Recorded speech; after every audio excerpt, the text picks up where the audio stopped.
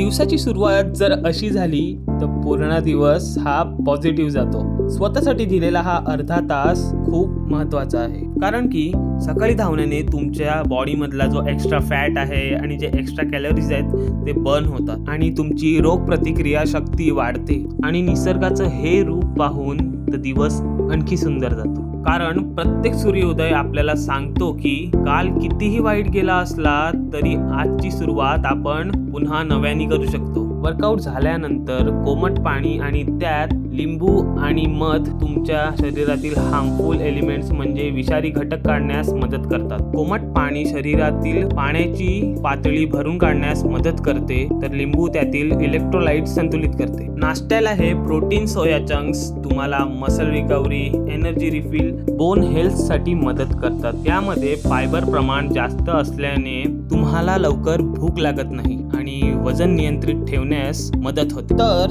तुम्ही तुमच्या सकाळची सुरुवात कशी करता हे मला कमेंट सेक्शन मध्ये नक्की सांगा.